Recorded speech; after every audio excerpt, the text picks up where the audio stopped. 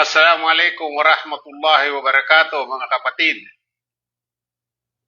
Lalong-lalo na yung mga bagong yakap sa Islam na nakabase dito sa Jeddah, mayroon kaming announcement patungkol itong darating na Hajj.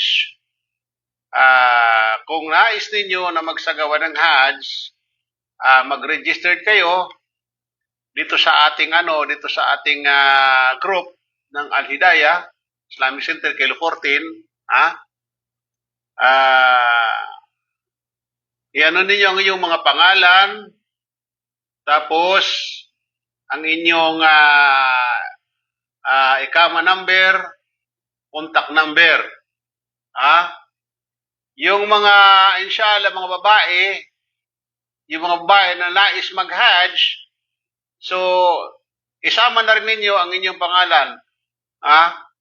Titingnan ko kung kung saan nilalagay ang halimbawa. Ano na yung pangalan ninyo para kung sakali may kasamang babae, maisama kayo sa Basta't priority dito ay ang mga balik Islam. Kaya kung mayroon sa inyong hindi pa naayos ang inyong mga ikama, ipaayos nyo na sa inyong mga amo.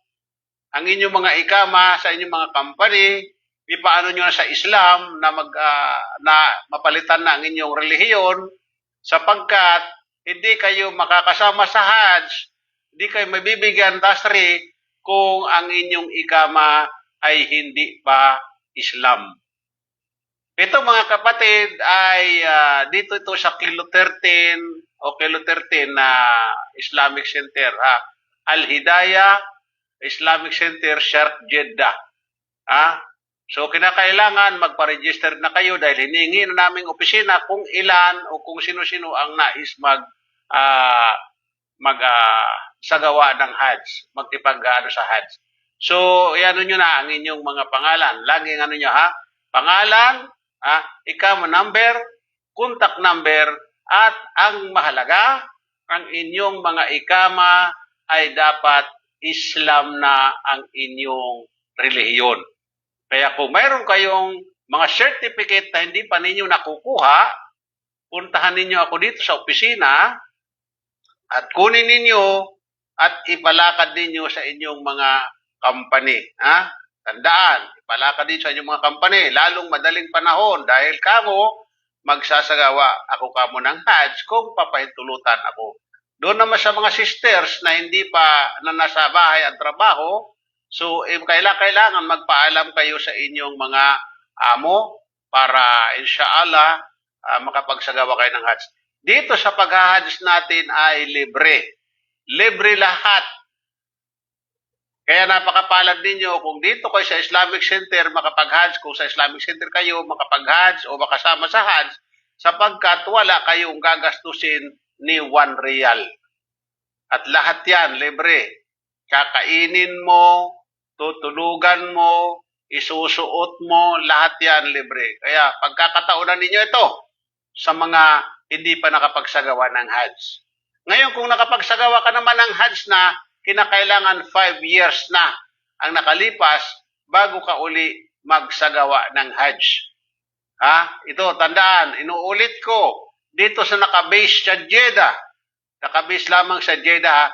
Ngayon kung halimbawa sa mga lugar na medyo malayo kayo, halimbawa tulad ng Madina, Taif, or kung makakapunta kayo dito sa araw ng bago magsagawan, bago umalis ang sa Hajj, mas mabuti. Walang problema. Pero kung alanganin ka, baka hindi ka payagan ng amo mo dahil medyo malayo ka, ay wag mo nang sarili mo. At wag natin pipwersahin or wag tayo kung halimbawa hindi tayo payagan ng ating mga amo, wag tayong makikipag-away, wag tayong magagalit, sapagkat ang Hajj ito ay tinatawag sa Arabic na kung hindi ka pa hinutulutan ng Allah subhanahu wa ta'ala na makapagsagawa ng Hajj, hindi ka makapagsagawa ng Hajj. Okay? Mga sisters, mga brothers, na mga bagong Muslim. At saka doon naman sa mga new Muslim, sa mga old, mga born Muslim, hindi namin tiyak, kung ilan ang aming maikokomodate sa inyo, maitutulong namin sa inyo ito, at doon lamang ito ang aming binibigyan ng priority, yung aming mga student. Mga student lang ang aming priority is student. Tandaan, student lamang dito sa aming Islamic Center. Ikaw ay born Muslim, may pagkakataong ka maisama sa listahan ng Hajj o sa Hajj kung ikaw ay first timer.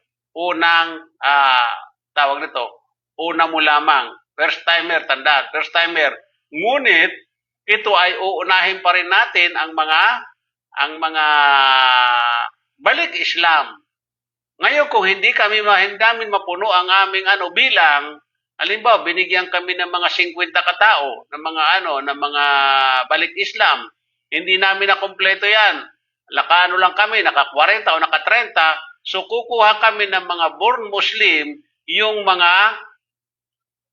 mga first timer, tandaan natin, first timer, mga bagong salta ng Saudi Arabia na hindi pa nakapag-Hajj, yun lamang ang aming binibigyan ng pagkakataon na makasali sa Hajj. So naway maging malinaw sa atin mga kapatid, kung gusto nyo na malaman ang halimbawa, ang tawag nito, kung nais ninyo, makipag-ugnayan lamang kayo sa akin sa aking numero na 0509-761545. At ang isa kong number, 056-267-8879. Tandaan nyo, ulitin ko, 0509-761545.